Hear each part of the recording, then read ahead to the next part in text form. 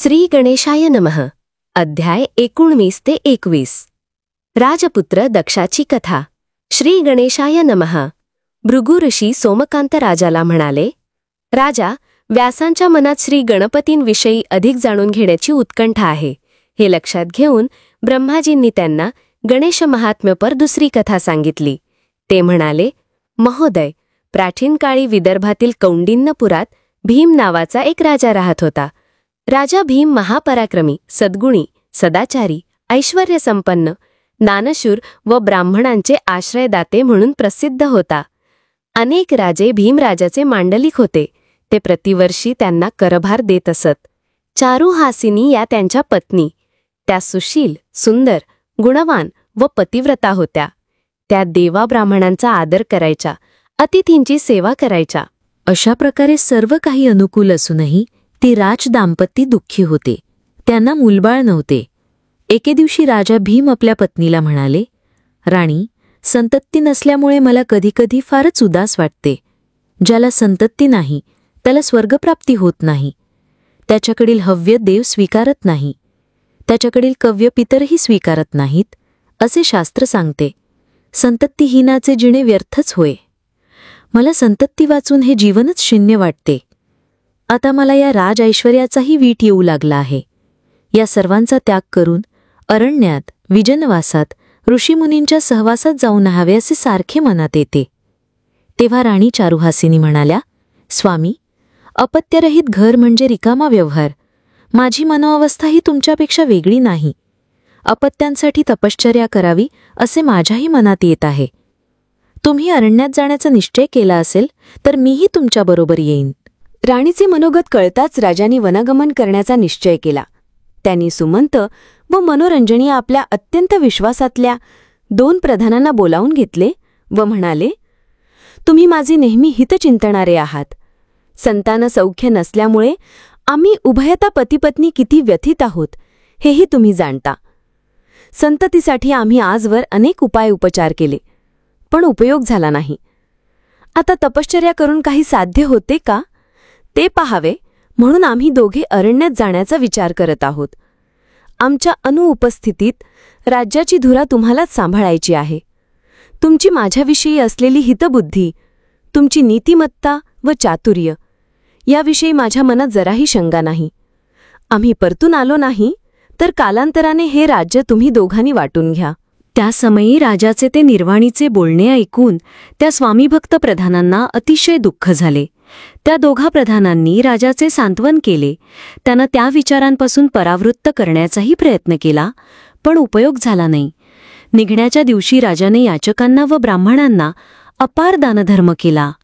प्रजेला समजावले आणि थोरा मोठ्यांचे आशीर्वाद घेऊन त्यांनी आपल्या राणीसह अरण्यात प्रवेश केला.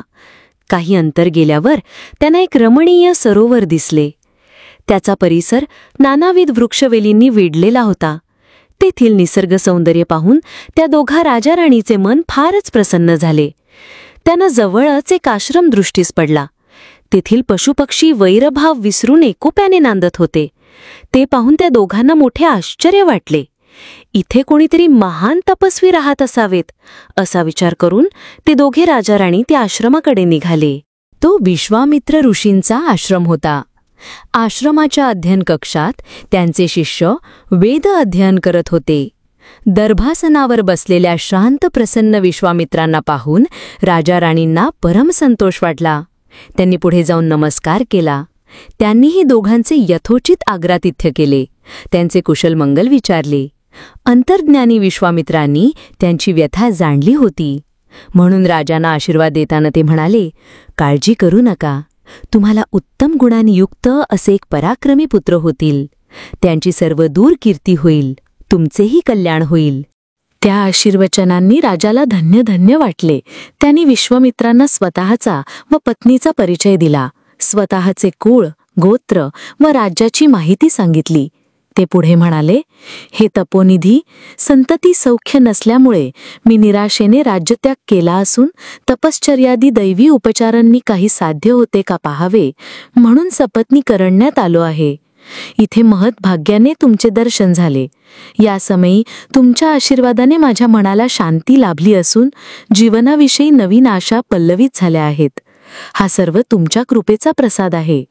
तुम्ही अंतर्ज्ञानी आहात, तरी कृपा करून कोणत्या दूषित पूर्वकर्मामुळे मला अपत्य सुखापासून वंचित राहावे लागले ते सांगा. विश्वामित्र म्हणाले, राजा, मनुष्य कितीही मोठा झाला तरी त्याने कुलधर्म, कुलाचार सोडू नयेत. गणपती हे तुमचे कुलदैवत आहेत. ते आद्य पूजनीय आहेत. त्यांचे महात्म्य फार थोर आहे. म्हणून देव, दानव, ऋषीमुनी, मनुष्य आदी सर्वच त्यांची पूजा करतात. पण तुमच्या हातून त्यांची जराही सेवा घडलेली नाही. म्हणूनच तुम्हाला संतती सुखापासून वंचित राहावे लागले. आता तुम्हाला तुमच्या पूर्वजांचे चरित्र सांगतो, ते ऐका. भीम हे तुमचे 7वे पूर्वज. कमला या त्यांच्या पत्नी. या दाम्पत्यास खूप उशिराने एक पुत्र झाले. ते जन्मतः मूकबधीर होते. त्यांच्या पाठीवर कुबडही होते. काही दिवसांनी त्या बालकाच्या शरीरावर असंख्य क्षते पडली. ती उपचार करूनही बरी झाली नाहीत. त्यातून रक्त व पू बाहेर येऊ लागले. ती दुर्गंधी अगदी असह्य होत असे. आपल्या पुत्राची ती भीषण अवस्था पाहून राणीला फारच दुःख होत असे. त्या देवाकडे आपल्या पुत्रासाठी मरण मागू लागल्या. एके दिवशी त्या फारच व्यथित झाल्या आणि मोठ्याने आक्रोश करत रडू लागल्या. त्यांची अवस्था पाहून राजाही हतबल झाले होते. पण त्यांनी स्वतःला सावरले व म्हणाले, राज्ञा, जन्मलेल्या प्रत्येकालाच आपापल्या पूर्वकर्मानुसार सुखदुःखादी भोग प्राप्त होत असतात. परिस्थिती कधीही एकसारखी असत नाही. दुःखालाही अंत असतोच. पण दुःख भोग भोगत असताना परमेश्वरांवर श्रद्धा ठेवली तर जीवन सुलभ होते. आपले पुत्र चांगले आरोग्यसंपन्न होणारच नाहीत असा तुम्ही का विचार करता? परमेश्वर सर्वांचे हितकर्ते आहेत. त्यांच्या कृपाप्रसादाने अशक्य गोष्टीही शक्य झालेल्या आपण पाहिलेले आहेत. ह्या समयी त्यांच्यावर श्रद्धा ठेवून आपल्या पुत्राच्या हितासाठी सतत प्रयत्न करणे एवढेच आपल्या हाती आहे आणि ते आपण करतच आहोत. म्हणून शोक आवरा. तेव्हा राणींनीही स्वतःला सावरले आणि आलेल्या प्रसंगाला धीराने तोंड द्यायचे ठरवले. भीमराजाने आपल्या पुत्राचे दक्ष असे नामकरण केले. त्या प्रसंगी ब्राह्मणांना, गुणीजनांना व याचकांना अपार दानधर्म केला. नंतरच्या काळात आपल्या पुत्राला चांगले आरोग्य प्राप्त व्हावे म्हणून त्यांनी अथक प्रयत्न केले. देशोदेशीच्या राजवैद्यांकडून उपचार केले.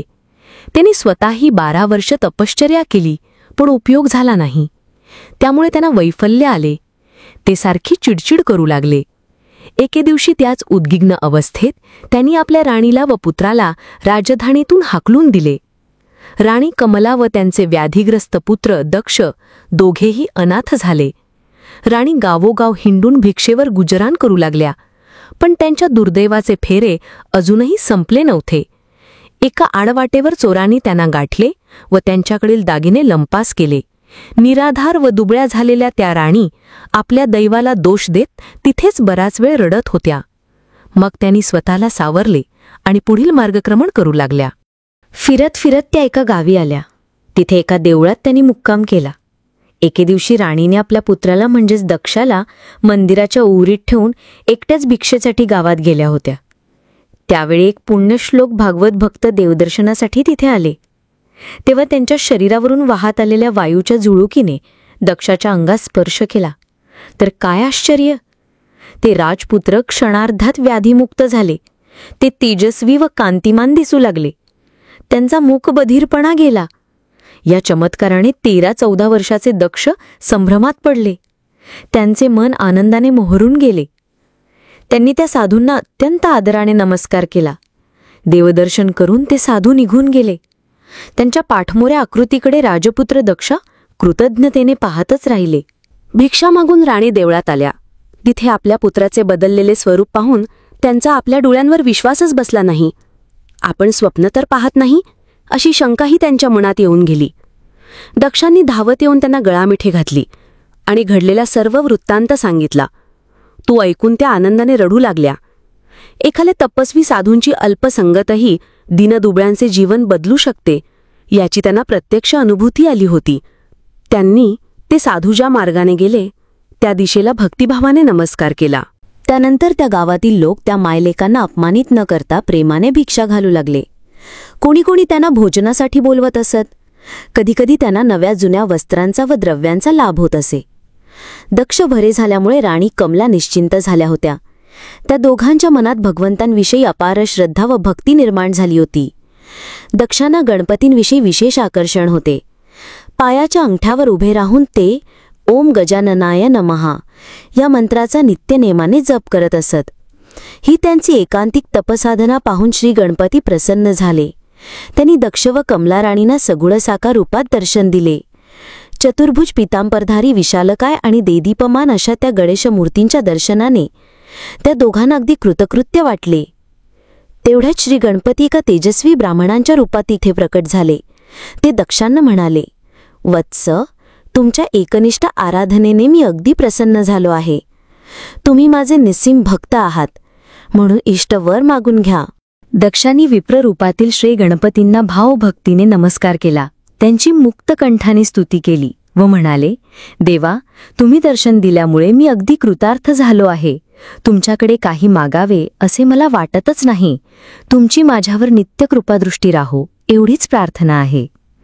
तो त्यांचा निस्वार्थ भक्तिभाव पाहून गणपती अधिकच प्रसन्न झाले. ते म्हणाले, दक्ष, मुद्गल ऋषी हे माझे श्रेष्ठ भक्त आहेत. त्यांच्या अंगावरून वाहत आलेल्या वायूनेच तुम्हाला आरोग्य लाभले आहे. मी तुम्हाला वर देणारच होतो, पण आता तेच इष्टवर प्रदान करतील. बोलणे पूर्ण झाल्यावर श्री गणपती अंतर्धान पावले. तेव्हा दक्षांना अतिशय वाईट वाटले. कोणीतरी माझे आराध्य दैवत मला दाखवा हो. हे गजानना, तुम्ही निष्ठुर का झालात? मला एकट्यालाच टाकून का गेलात? असे म्हणून ते विरह व्यथेने तडफडू लागले. गणपतींच्या पुनश्च दर्शनासाठी ते इतके व्याकुळ झाले की त्यांना आपल्या अंगावरील वस्त्रांचीही शुद्ध राहिली नाही. वाटेत भेटणाऱ्या प्रत्येकाला ते गणपतींचा ठाव ठिकाणा विचारू लागले. भटकत भटकत ते नगराबाहेर आले. कमला राणीची अवस्थाही काही वेगळी नव्हती. गणेश दर्शनाची इच्छा धरून त्याही त्यांच्या मागोमाग हिंडत होत्या. याच संभ्रमित अवस्थेत भटकंती करत त्या दोघा मायलेकांनी एका अरण्यात प्रवेश केला. त्या अरण्यात मुद्गल ऋषींचा आश्रम होता. तेथील पवित्र वातावरणात त्या दोघांना मोठे समाधान लाभले. तेथील शांतीने त्यांचे मनही शांत झाले. त्या दोघांनी आश्रमात प्रवेश केला. तिथे एका कुटीमध्ये मुद्गल ऋषी गणेश पूजनात मग्न होते. त्यांना वंदन करून ते दोघे अंगणातील एका झाडाखाली बसली. पूजा झाल्यावर ऋषीवल्ली बाहेर आले. त्यांनी त्या दोघांची आस्थेने विचारपूस केली. दक्षांनी त्यांना आपला परिचय दिला. आपली समग्र हकीकत सांगितली व म्हणाले, महानुभाव, तुम्ही फार थोर आहात. तुमच्या अंगवायूने माझे क्षतिग्रस्त शरीर चांगले झाले. मला उत्तम आरोग्य लाभले. तुमचे महात्म्य मी काय वर्णन करू? तुमच्या दर्शनाची मला फारच तळमळ लागली होती. आज ती इच्छाही सहजगत्या पूर्ण झाली. मी धन्य झालो. माझे मनही शांत शांत झाले. त्यांचे मृदुमधुर भाषण ऐकून मुद्गल ऋषींनाही अत्यानंद झाला. ते म्हणाले, दक्ष, तुम्हाला भेटून मलाही मोठे समाधान वाटत आहे. अहो, तुम्ही तर माझ्यापेक्षाही थोर भक्त आहात. कारण ज्यांच्या प्राप्तीसाठी मी आयुष्यभर तपश्चर्या केली त्यांच्या दर्शनाचा मला अजूनही लाभ झालेला नाही. तो तुम्हाला झाला. अहो, वेदांनाही ज्यांचा थांग लागत नाही, जे चराचराचे स्वामी आहेत, सहस्र मुखांचे शेषही ज्यांचे महात्म्य वर्णन करू शकत नाहीत, जे या विश्वाचे अदृश्य सूत्रसंचालक आहेत, त्या महागणपतींनी तुम्हाला दृश्य स्वरूपात दर्शन दिले आहे. म्हणून तुमच्या भाग्याचा मला हेवा वाटतो. आज तुमच्या दर्शनाने मी स्वतःच धन्य झालो आहे. त्यानंतर मुद्गल ऋषींना राहवले नाही. त्या तपोनिधींनी पुढे जाऊन दक्षांना दृढ आलिंगन दिले. मुद्गल ऋषींनी त्यांना ओम या एकाक्षर मंत्राचा उपदेश केला व म्हणाले, दक्ष, ओम हा निर्गुण निराकार परमात्मावाचक महामंत्र आहे. तुम्ही याचा नित्य जप करा. तसेच भावभक्तीने गजाननाची आराधना करा. त्यामुळे ते प्रभू तुमच्यावर प्रसन्न राहतील. तुमच्या सर्व इच्छा पूर्ण करतील. तुमचे नेहमी रक्षण करतील. मग देव आणि दैत्य यांच्यापैकी कोणीही तुम्हाला त्रास देणार नाही. पण मंत्रजप आणि गणेश भक्तीपासून तुम्ही परावृत्त झालात तर मात्र तुमचे खूपच नुकसान होईल. पण तुमच्याकडून तसे काही होणार नाही याची मला पूर्ण खात्री आहे. मुद्गल ऋषींच्या बोलण्याला दक्षांनी पूर्ण अनुमोदन दिले व म्हणाले, गुरुदेव, मी कधीही तुमच्या वचनाबाहेर जाणार नाही. ते ऐकून मुद्गल ऋषींनाही मोठे समाधान वाटले. एवढी कथा सांगून भृगु ऋषी थोडा वेळ थांबले. तेव्हा सोमकांत राजा म्हणाले, ऋषीवर्य, माझ्या मनात काही शंका आहेत. कृपया त्यांचे निराकरण करा. मुद्गल ऋषी महातपस्वी होते. त्यांनी प्रदीर्घ काळ तपश्चर्या केली होती. ज्यांच्या अंगवाताने दक्षांची जन्मजात दुर्धर व्याधी क्षणार्थात बरी झाली, त्या महान मुद्गल ऋषींना महागणपतींचे दर्शन झाले नाही. पण दक्षांना ते विनासायास झाले असे का? गणपतींनी दक्षांना मुद्गलांकडे पाठवले. यामागे काय रहस्य आहे? दक्षांची संचित पूर्वपुण्याई फार मोठी होती असे म्हटले तर त्यांना जन्मतःच एवढे भयंकर भोग का भोगावे लागले? याविषयी सविस्तर निरूपण करा.